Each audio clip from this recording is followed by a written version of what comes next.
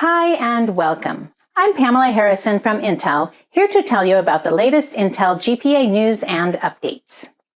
The 2021.3 release has focused on adding multi-queue support and enhancing the UI for a better user experience in both Graphics Frame Analyzer and Intel GPA Framework. For this release, learn about some of the new and improved features in the Intel Graphics Performance Analyzer's 2021.3 release. In Graphics Frame Analyzer, we have added support for streams from multi-queue Direct 3D12 applications. We have made many improvements to the user experience, including displaying a list of all bound resources with search and filter capabilities. And we have added a new combined state view for streams, as well as changed the look and feel of the state layout structure to now correlate much more closely to the original Direct 3D structure. In addition to these changes, I will demo some of the features of Intel GPA Framework. To begin, let's look at multi-queue support for Direct 3D12 streams. As you may know, D3D12 applications should create at least one command queue, objects that logically represent the UMD, User Mode Driver, submission queue. The UMD submits commands from the current command queue either to the GPU for commands like execute command list or handles the command itself, for example, signal and wait. Often an application creates more than one command queue to take advantage of the modern GPU's ability to support multiple queues, thereby enabling faster processing than if all commands were in a single queue. Note that when you select a range in a command queue, that range may contain a wait with its corresponding signal being outside of the selected scope. In the past, such a selection might hang, but now applications with multiple command queues can be successfully profiled in Graphics Frame Analyzer, even if the range contains wait calls, because now we ensure that we handle this case of wait signal where the signal never comes to release the wait.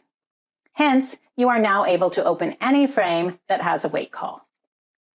Our second highlight for Graphics Frame Analyzer, for both frame capture and stream capture, covers the extensive set of improvements we made to the look and feel of the central panel.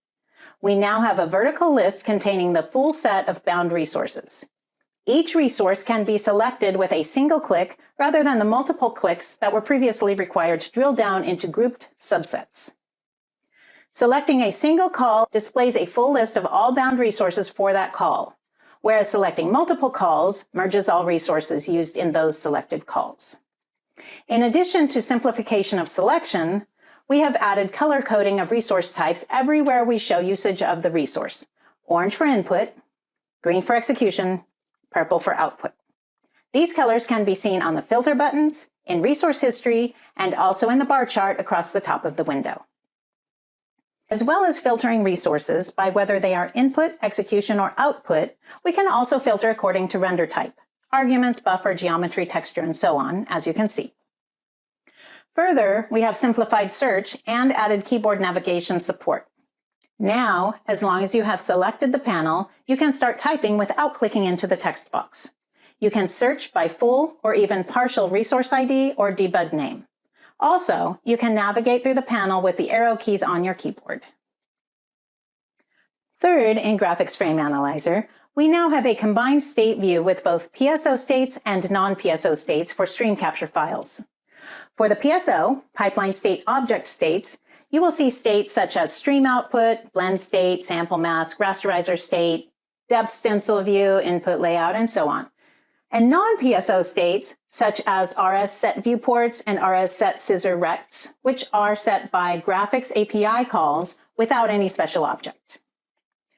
We do still have our state view in single frame capture files, but for stream captures with our new combined state view, the look and feel will be what you are used to from Direct 3D, with the same structures as are defined in the D3D headers. This new stream view will support merging so that you may select multiple draw calls. You will see a new resource in the execution panel where you can drill down into the state, either graphics state for graphics calls such as draw indexed, or compute state for compute calls such as dispatch.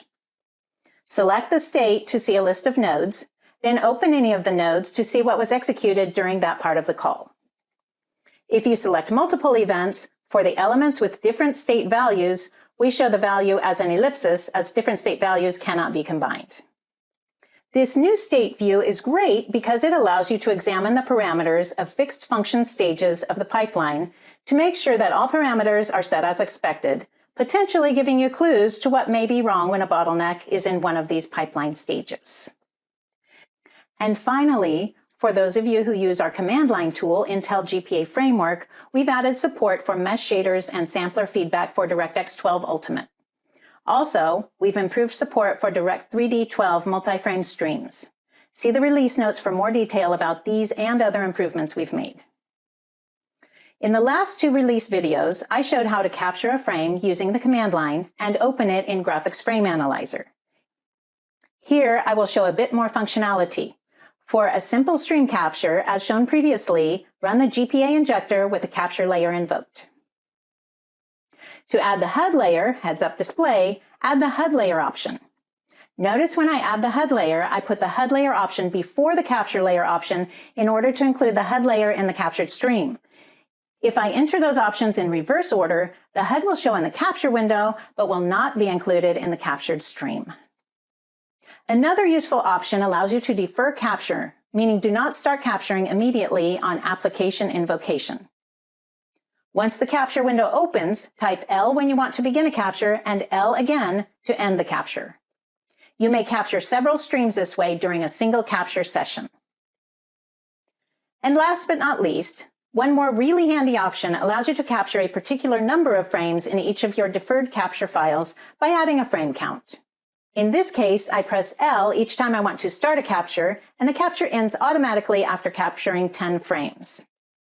Tune in to our next release video for additional Intel GPA Framework functionality demos. For the full list of updates and changes for both the Intel GPA Analyzer tools and the Intel GPA Framework, take a look at our release notes. Thank you for watching. For more information about the Intel GPA 2021.3 release and to download Intel GPA for free, see the links.